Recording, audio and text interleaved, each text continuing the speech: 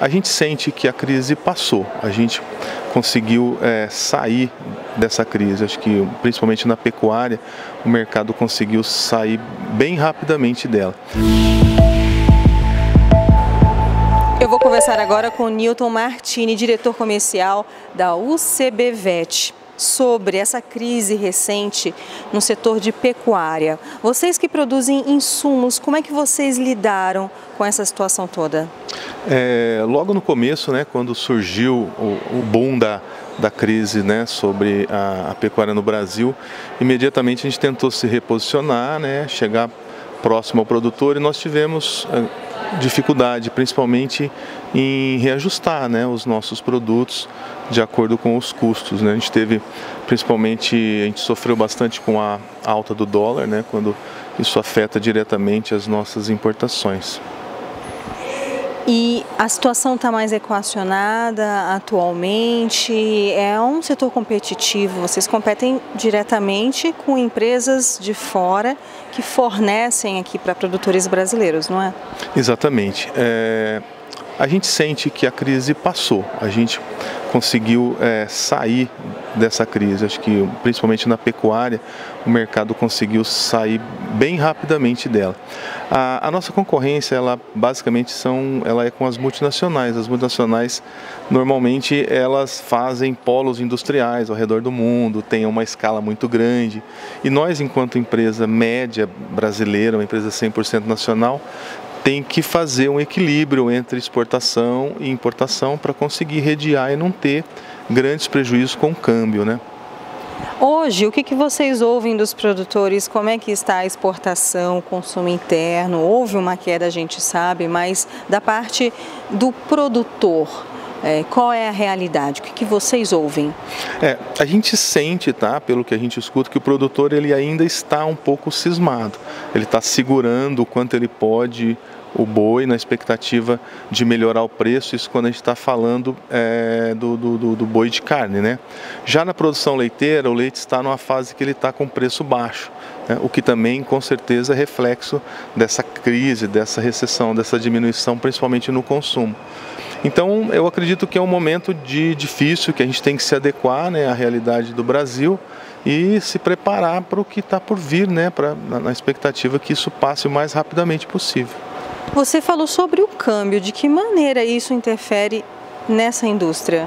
Hoje, uma indústria de produtos farmacêuticos veterinários, ela tem grande parte da sua matéria-prima, né, principalmente os sais, eles são importados de mercados da Índia, da China, né?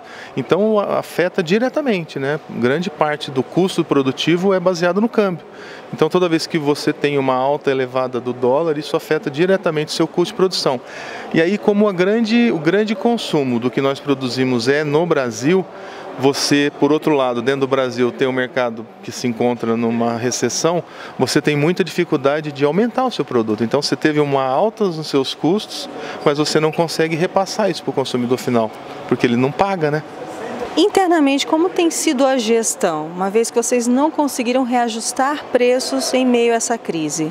O nosso grande desafio foi investir intensamente também nas exportações para tentar fazer um hedge, né? Tentar equilibrar as importações com as exportações. Aproveita o câmbio alto e tenta forçar um pouco mais a exportação para trazer esse dinheiro para dentro e te ajudar a equilibrar as contas, né?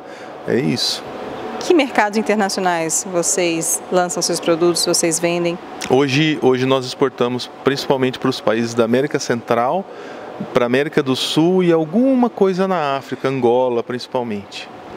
A empresa está fazendo 100 anos, não é? É isso aí, a UCBvet é uma empresa de 100 anos, né? Ela é uma empresa 100% brasileira e também uma empresa 100% familiar. Ela está na mão da mesma família desde sua fundação. Como é que surgiu? Essa empresa surgiu com o sonho, né, do seu fundador, Dr. João Brunini, que há um século atrás, né, idealizou. Ele já tinha um carinho todo especial para com os animais, principalmente naquela época os animais de produção, cavalos, vacas, e ele começou a desenvolver produtos. Ele é um autodidata, digamos assim, e ele trabalhava, né, no campo, é um imigrante italiano, e ele no campo começou a ver a necessidade desses produtores e começou a desenvolver produtos. E isso de lá para cá já traz a nossa empresa como sendo a número 2 no Brasil em termos de mais antiga, só tem uma empresa mais antiga que a gente, e no estado de São Paulo a primeira empresa, né, de mais antiga e em atuação no Brasil. A gente fala de 100 anos, né, quantas coisas aconteceram nesses 100 anos, né? 2 guerras mundiais, algumas crises políticas, crise de petróleo, crise de abastecimento, e a gente está aí se preparando e fazendo gestão para estar presente nessa economia nos próximos 100 anos também. O nome foi modernizado, né? Era outro, né? O nome da empresa é Usinas Químicas Brasileiras, então a gente trabalhou muito tempo com a sigla UCB, né? Há 4 anos a gente redesenhou a marca e passou a chamar UCBVET, né? E demos também uma logomarca diferente, né?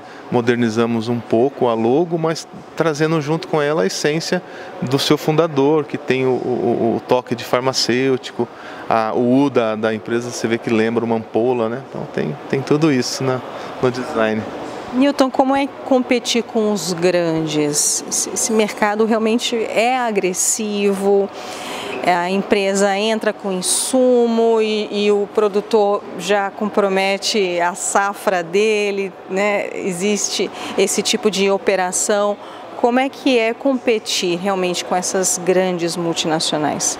Competir com as grandes multinacionais é muito difícil, porque elas normalmente trazem no seu portfólio pesquisa dos principais países, elas trazem também muito dinheiro de fora, dinheiro forte, e as multinacionais, em sua maioria, elas são empresas muito sólidas no mundo inteiro, né? Então, assim, só pelo tamanho já é uma dificuldade grande. Mas a legislação brasileira ela é igual para todos, então a mesma dificuldade que você tem para registrar um produto aqui sendo uma empresa nacional é a mesma dificuldade que uma multinacional tem. Então não basta você ter um produto lá fora que você vai colocar ele aqui dentro com facilidade. Ele tem que passar por uma série de regulamentações do nosso ministério, que é um dos mais rigorosos do mundo hoje, para poder, lógico, manter a qualidade da nossa carne, que hoje ela é nós somos hoje um dos principais produtores de proteína animal do mundo, né? Você falou em legislação.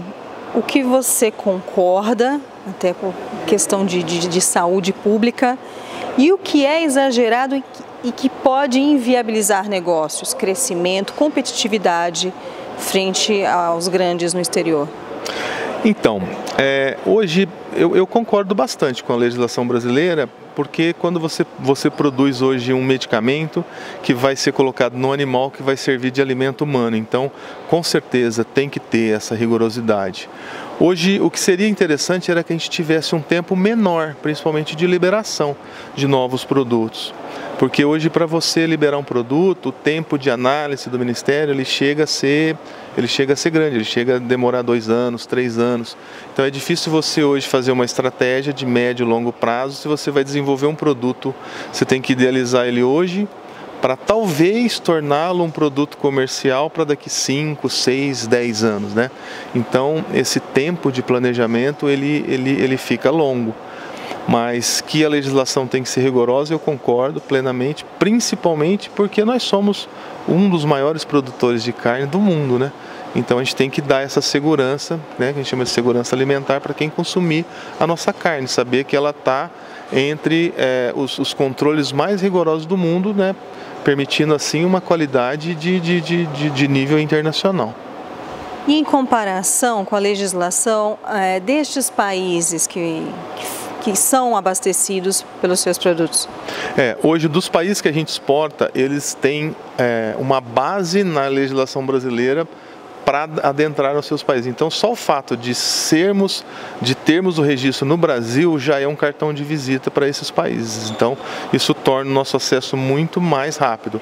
A maioria dos países da América do Sul e da América Central, eles têm um acordo, né, que existe um acordo chamado CAMEVET, né, que é um acordo escrito entre eles para seguir uma legislação muito próxima, mas que a base é a legislação do Brasil. Então, ter um produto registrado no Brasil já é um grande passo para vender para esses países.